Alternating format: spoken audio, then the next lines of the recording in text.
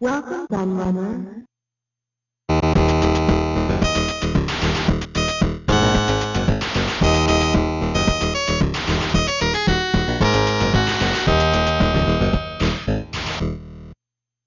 At Christmas, I usually try to take a week off work, and that includes making videos, so I always endeavour to make some videos in advance.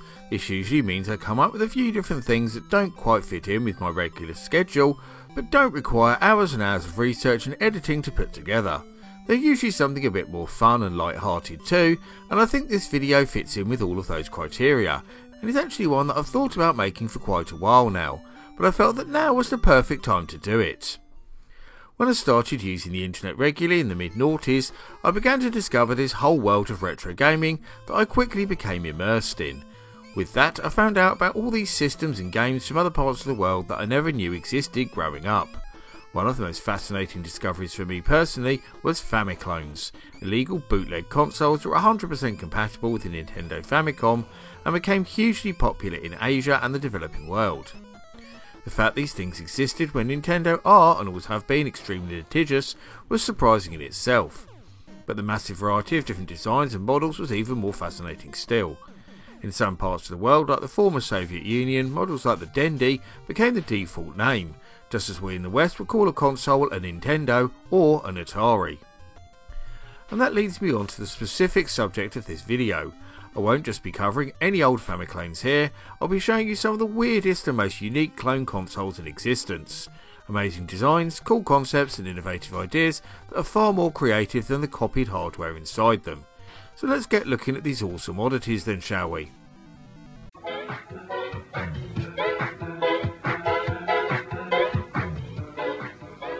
Вы любите Денди? Денди для развития ваших детей. Денди – прекрасный подарок к Новому году. Денди – увлекательные компьютерные игры и для детей, и для взрослых. Денди играют все. По вопросам приобретения звоните по телефону 4 32 31.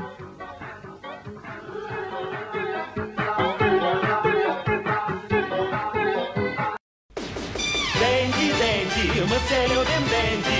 Денди играют все.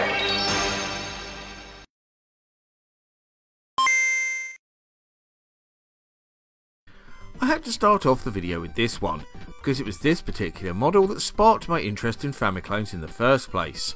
I simply couldn't believe such a thing existed, two of the greatest things from my childhood in one sweet package, a toy car and a games console.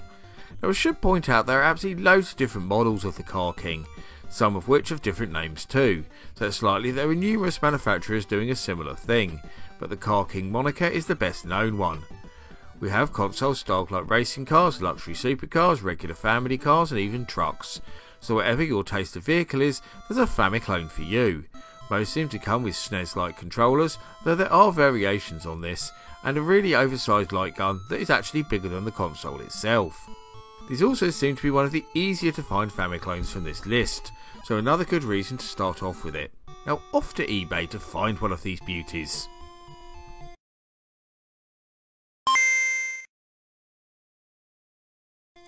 Again, there are a few different variations of this same concept, including the PowerPlay handheld and the Top Guy that follow a similar design, and that is one where you have a black and white Game Boy like handheld that is also a Famiclone that can be plugged into your TV. So the actual handheld here is like one of those rubbish 99 in one block game LCD things with loads of equally rubbish variations of the same Tetris theme to try and keep you interested. But plug it into your TV using the ports on the top of the device and you have a fully fledged Famiclone. You will notice that this one actually plays its games from a Game Boy like multi-car, rather than a regular Famicom cartridge, but there was also a rather bulky cartridge adapter which was indeed included with some models that also lets you use those standard carts too. And there's also a joystick port on the bottom to connect a regular controller to play these with a second player. I suppose you have to give them some credit for the innovation here, not just in terms of the handheld/console design, but also the weird GameCube-like controllers that actually have a light gun built into them too, for even more hybrid hilarity.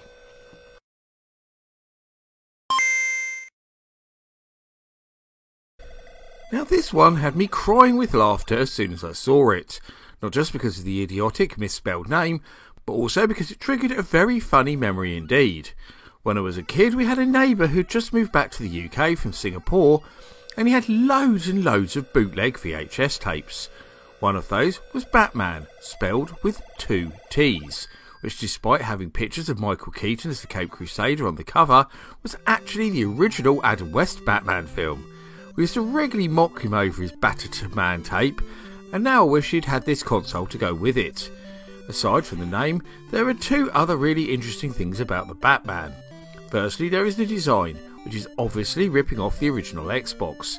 And secondly, there is the fact there are 2 completely different versions of the same console. One that plays Famicom games, and another that plays Mega Drive games instead. The latter version is often found under the Mega Drive Extreme branding and has a different cartridge slot, but is otherwise identical. It even has the very same PlayStation-like controllers. And just to confuse things even further, there are also several different colour variations too. The original all-black one, plus ones with either red or green X's on the top. Incidentally, the big X actually lifts up, so you can put the cartridge in underneath, which is kinda cool I suppose. Before I end this segment, I did want to quickly mention that there is another Batman Famiclone 2 that is totally unrelated, but this one is the opposite way round, as the actual console unit itself, which looks a bit like the Car King, has a Batman logo on it, but the name has zero connection to the branding it carries, and uses the Top Gear moniker instead, again linking it back to the Car King.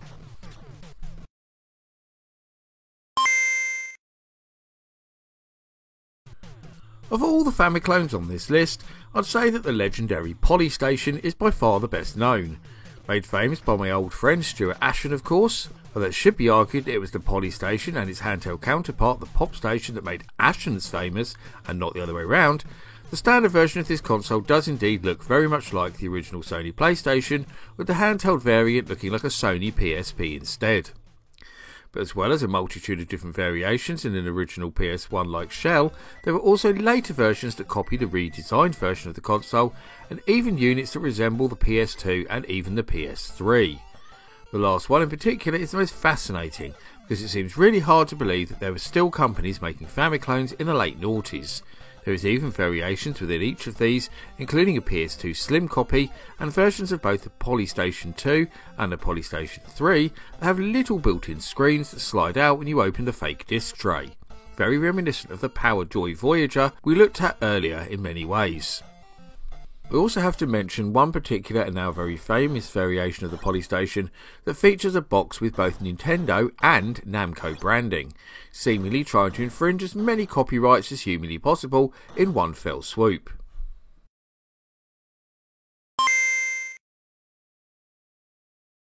Famiclones that look like other consoles have already become a bit of a theme on this list.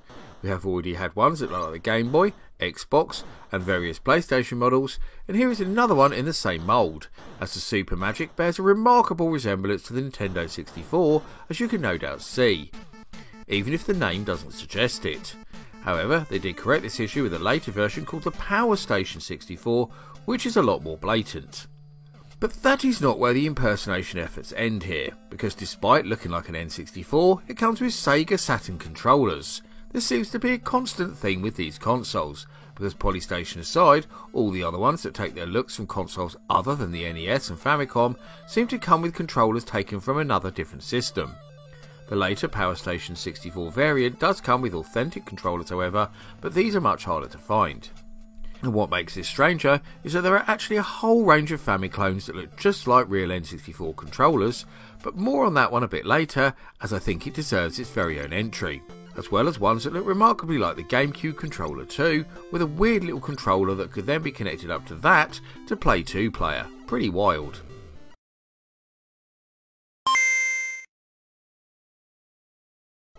Now, there are a lot of weird and wonderful designs in this list, but the Penguin has to be one of the strangest, right up there with the Car King for me.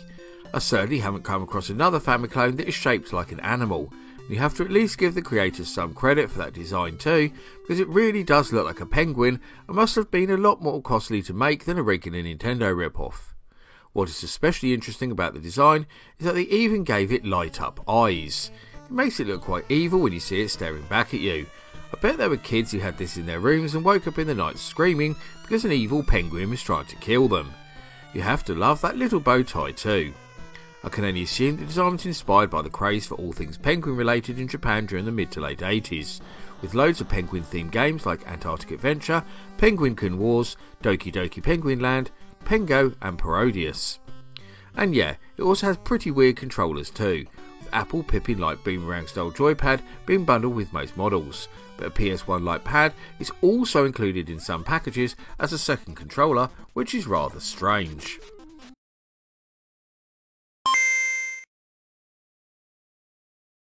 I previously talked about the N64 like Super Magic console, and indeed the console shaped like N64 controllers, which I promised I'll come back to, and here we are, because the Max Play range of Famiclones are exactly that.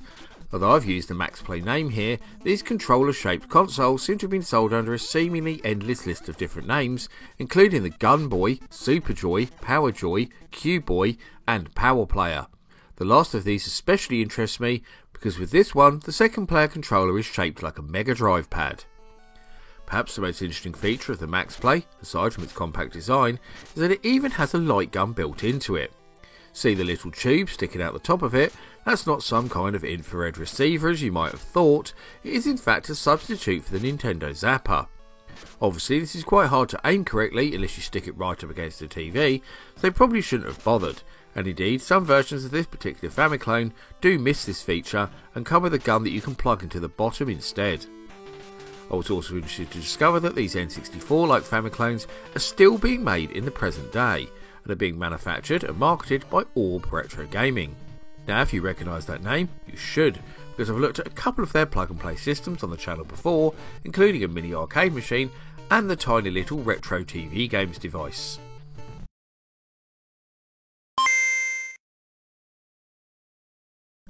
I was originally going to include a Famiclone that looked a bit like a Sega Mega Drive, but I thought that was a bit boring and obvious, so I took it out and replaced it with this, a clone console that looks remarkably like another famous system from the 16-bit era.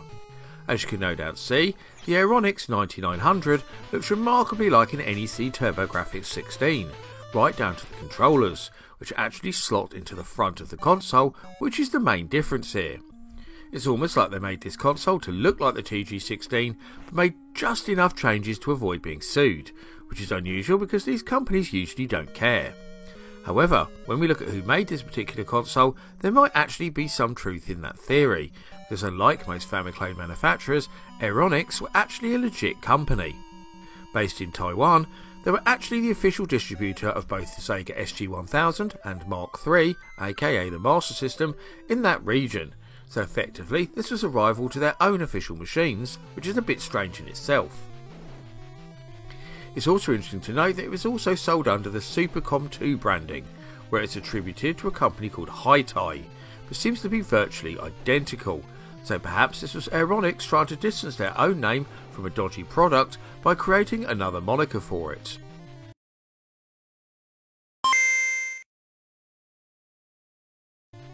Okay, so we've had a clone console based on the original Xbox, and also one based on the PlayStation 3, so I suppose it makes perfect sense that there's an Xbox 360 Famiclone too, and this one is pretty blatant, using almost identical branding to the hugely successful Microsoft console, but featuring a slightly modified horizontal only design. As well as the standard white console with its bright green embellishments, there's also a much harder to find black variation of the X Game 362, and what's most interesting about this is that it swaps out those awful looking VTech Smile-like controllers for one that looks like the original Xbox Duke joypads, only quite a bit smaller. I was interested to see that a number of different box designs for the X Game 362, with one in particular standing out. This one that adds Super to the name is particularly amusing for not only promoting Mario on the front of it, but also its absolutely amazing logo that seems to combine the iconic PlayStation logo with the one for the N64. I mean, look at that work of art. And if the Xbox 360 is a bit too dated for you, you can go on sites like Wish and Temu and grab a clone of a console that looks exactly like an Xbox One. These aren't strictly Famiclones though, from my understanding, and actually emulate a lot of different machines, just like a RetroPie. They're also complete crap, but I'm sure you already knew that.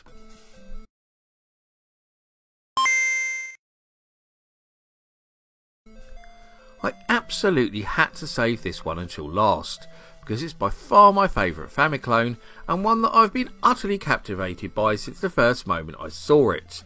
Now, before I get on to the looks of the Phantom, not to be confused with the unreleased PC based console that I covered on the channel quite recently, I must mention that this one was produced by Brazilian electronics manufacturer Gradiente, who were a very big player in the country, producing just about every kind of product you can think of, from DVD players to MSX computers, and their legacy in the video game sector wasn't just restricted to the latter either, as they had been the official distributor for the Atari 2600 in the country under the Polyvox brand, which they owned, and also published official Portuguese versions of games for many systems, including the Super Nintendo and N64. So with this strong whiff of legitimacy in the air, it seems quite bizarre that they would produce an illegal clone system, but they did just that with the Phantom. The story goes, as the end of the 80s rolled around, sales of Gradiente's own official licensed 2600 had long since dried up, as much cheaper bootleg versions of the console as well as newer Famiclones had saturated the market. But a new player had arrived on the scene in Brazil and re-legitimised the console market, and as you probably worked out already, that was Tectoy with their version of the Sega Master System. Tectoy were going great guns, and Gradiente wanted a piece of that pie. They initially approached Nintendo without success. The Big N wanted far too much money, so they decided to go down the clone route. But as a company with a terrific pedigree in electronics, they knew they needed something that looked a bit more attractive than a regular fake Famicom, and came up with the Phantom, a console that could play Famicom compatible games as well as its own NES-like cartridges, but looked exactly like an Atari 7800 Pro system, came with a Sega Master System style light gun and Mega Drive copy controllers. You have to imagine that Tectoy certainly couldn't have been happy about the latter of those two. But those Atari 7800 stylings just blow me away. Gradiente must have had a good grip on the worldwide console market to have even known the Pro system existed, given it was never launched in Brazil and about 6 years old by this point. It didn't sell that well by all accounts, with Tectoy going on to control over 80% of the market in that region. But you have to give them some credit for trying, I suppose, and the Phantom is certainly one sexy looking console. 슈퍼컴 X1600 탄생 기종 특성 42게임 내장 슈퍼컴 작전 개시 42게임 모두 승부하라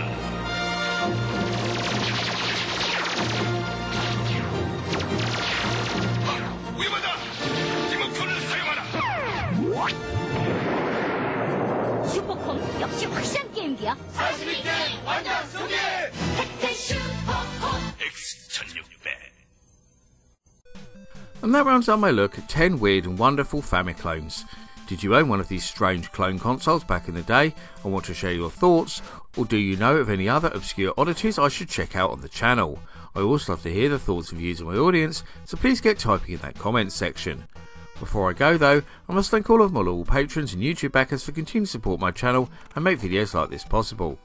However, I must give special thanks to the following people in particular for their much appreciated pledges: Paul Daniel, Mins, Dos Gamerman, Luke MC, Carl Olsen, Seth Robinson, Frosty, Mark Strickland, Klimatorn, Trolljaw the Burninator, Donald Skronsky, Ben P. Stein, Tabby Kitsune, David Maddox, Your Eyes Are Bleeding, Joe Casara, Classic Gamer 74, Bernard Santu, Peter Grantham, Noah Mann, Josh Hartman, Martin Wiggins, Richard Baker, Albert Davis, and Electron Star Collapse. If you also want to help support all my creative endeavours, including this YouTube channel, then please go check out my Patreon right now. You can get access to host extra content, including downloads, exclusive videos, creative insights, and much more besides. I've been the Laird, I thank you for watching, and I'll see you all again for another video very soon.